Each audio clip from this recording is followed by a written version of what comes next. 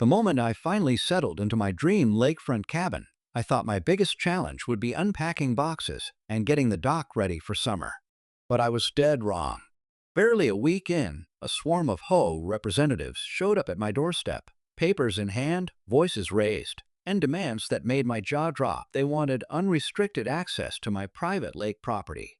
At first, I thought it was a misunderstanding, just a routine dispute I could handle with a simple conversation. But the tension in their eyes told a different story. What I didn't know was that the marina owner next door, a figure both respected and feared in this tight-knit lakeside community, had been quietly watching my every move. Rumors about him were everywhere. Some said he could make or break your life in this town with a single phone call. And now, somehow, I had crossed paths with him without even realizing it. As the HOA reps argued over rules, fees, and shared access rights, I realized this wasn't just a local squabble. It was the beginning of something far bigger than me, something that could turn my peaceful dream into a nightmare. Every word they said felt like it carried more weight than I could handle, and every glance from the marina owner hinted that I was about to learn a hard lesson about who really held the power on this lake. Little did I know, standing there that morning, that one simple decision to move in would set off a chain reaction I could never have predicted. By the end of that day, I would be questioning not only the HOA, but whether I had underestimated the stakes of this seemingly quiet lakeside town. And the worst part? I had no idea what was coming next. This was only the beginning. I spent the next few days trying to make sense of everything that had happened. The HOA claims were confusing at best. Some documents seemed outdated, others downright contradictory, but the tension in their visits made it clear this wasn't just about paperwork. It was about control.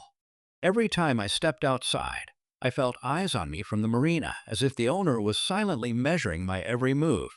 I had heard whispers from neighbors, some friendly, some wary, about past owners who'd run into trouble over lake privileges.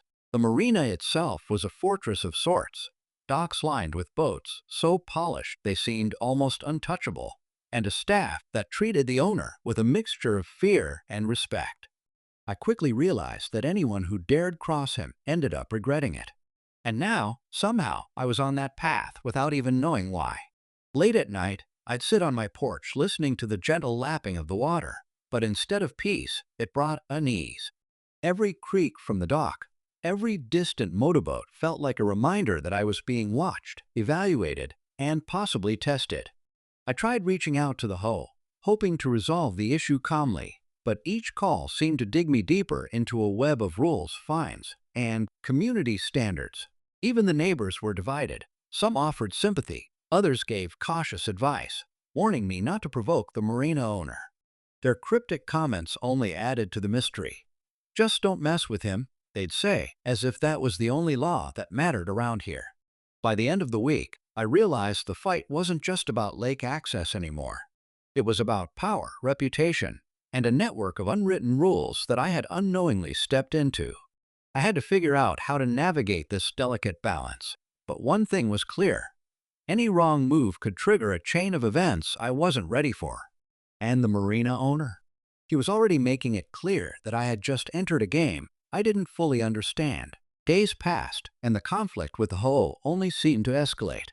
Their visits became more frequent, sometimes showing up unannounced, citing obscure rules about lakefront property that seemed almost designed to confuse me. Each encounter left me frustrated and more determined to stand my ground, but I couldn't shake the feeling that I was walking into a trap I couldn't see. The documents they waved around were filled with legal jargon, and every attempt I made to get clarity felt like hitting a wall. Meanwhile, the marina owner remained an enigmatic presence. I noticed him often standing at the far end of the docks, watching quietly, saying little but observing everything. Neighbors hinted at his influence, sharing stories about past disputes where he had quietly tipped the balance in his favor. Some said he had connections that made even the HOA think twice before pushing too hard. Others warned that underestimating him could cost far more than just lake access. The more I learned, the clearer it became that my battle with the HOA was just one layer of a deeper, more personal power struggle. Adding to the tension, small incidents began happening around the property. A misplaced dock ladder, footprints near the edge of the lake, and subtle hints that someone had been watching more closely than I realized. It was unnerving, and I began questioning who I could trust. Even some neighbors, initially friendly, now gave evasive answers when I asked about the marina or the HOA's authority. Every interaction felt like a careful dance, a test to see if I would back down. Through it all, I realized this wasn't just about rules or access, it was about who controlled the lake, the community, and ultimately, me. Every confrontation, every whispered warning, deepened the sense that this situation could spiral out of control at any moment. I was caught between the formal power of the HOA and the unspoken authority of the marina owner, unsure how to protect what was mine without igniting a storm I wasn't prepared for. The next move I made could change everything. Tension in the neighborhood reached a boiling point one evening when the HOA showed up with a notice that felt more like a threat than a legal document. They demanded immediate compliance, insisting I grant access to the lake or face escalating consequences. I could see the frustration in their eyes, but beneath it was something else, an almost palpable fear, like they were wary of crossing an invisible line. That line, I realized, was drawn by the marina owner. Later that night, I spotted him at the edge of the water, his silhouette framed by the fading sun.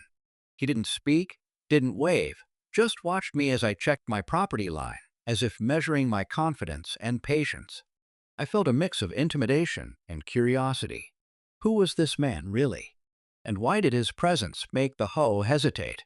I knew that one wrong move could push everything into chaos, yet staying passive felt equally dangerous. Rumors spread quickly through the small lakeside community.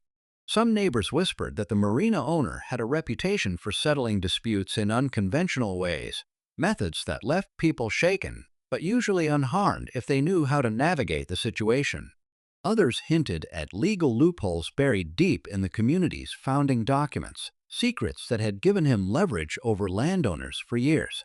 The more I pieced together, the more I realized how isolated I was, standing in the middle of a conflict that combined law, influence, and local politics in a way I had never encountered before. As night fell, I heard footsteps on the dock and saw a figure moving toward my cabin. My heart raced. The HOA had warned me about potential visits, but this felt different. This was no routine enforcement, it was a test, and I could feel that the marina owner was orchestrating the tension, silently guiding how this confrontation would unfold. Every instinct screamed that something significant was about to happen, something that could decide the outcome of this battle in ways I wasn't prepared for. The calm before the storm had vanished, and I was standing on the edge of a moment that would change everything. Just when I thought I had a handle on the tension, everything shifted in a way I never expected. The next morning, I woke to find a notice taped to my front door, not from the HOA, not from any lawyer, but from the marina owner himself. The message was simple, almost cryptic. Meet me at the dock. Come alone. There's more at stake than you realize. My stomach dropped. I had assumed he was simply a silent observer, but now it was clear he was an active player in this conflict, and whatever he wanted to discuss could tip the balance of power completely. As I made my way to the dock, I noticed subtle changes around the neighborhood. Some of the boats were gone, their owners unusually tight-lipped, and there were whispers from neighbors I hadn't noticed before, hints that the marina owner had a network of allies in positions I hadn't considered. It wasn't just about lake access anymore. This felt like a full-blown chess game, and I was an unprepared piece on the board. At the dock, he waited, calm but intense, his eyes scanning me as if searching for a weakness. Before I could speak, he dropped another bombshell. The HOA's actions weren't random. They had been manipulated, subtly influenced by him to gauge my reactions and test my resolve. Suddenly, the earlier disputes, the legal threats, and the constant surveillance weren't just annoyances. They were part of a larger plan I had unknowingly stepped into. My mind raced. If the marina owner was orchestrating this behind the scenes, what other surprises were waiting? And the HOA, were they simply pawns? Or were there deeper alliances I couldn't see yet? Every instinct told me the stakes had just escalated beyond anything I had imagined, and the next move I made could either protect my property or drag me into consequences I wasn't ready to face. I realized then that this battle for the lake was no longer just legal or personal. It was a game of strategy, power, and secrets. And the next twist could change everything. The tension finally snapped one evening when the marina owner invited me onto his boat under the fading light of the setting sun. The air was thick with anticipation, and I could feel every misstep I'd made over the past week swaying heavily on me. He didn't waste time with pleasantries. Calmly, he explained that the Ho had been trying to provoke me into conceding my lake access, but he had been monitoring everything closely, making sure the situation didn't spiral out of control. Surprisingly, he wasn't my enemy. He was the unexpected ally I hadn't realized I needed. He laid out a plan to confront the Ho with evidence of their overreach, combining legal documents, property records, and his own testimony. With his influence and knowledge of the community, we turned the tables. The next morning, the Ho arrived expecting resistance, only to be met with an organized, undeniable case that left them scrambling. Their demands evaporated almost instantly, and for the first time in weeks, I felt a sense of relief, knowing my lakefront property and rights were finally secure. But just when it seemed the battle was over, the marina owner leaned in and whispered a revelation that made my heart skip a beat. The Ho wasn't acting alone. Someone higher up in the county had quietly been pulling strings behind the scenes, and this network had been quietly influencing disputes across the lake for years. My fight had exposed only a fraction of a much larger scheme, and while I had won this battle, the war for control over the community's lakeside properties was far from over. As I watched him walk away, I realized the lesson had been deeper than property lines or access rights. It was about understanding power, influence, and the hidden forces that shape even the smallest communities. The sun dipped below the horizon, casting long shadows across the water, and I knew one thing for certain. This victory was just the beginning, and the lake held secrets I had yet to uncover.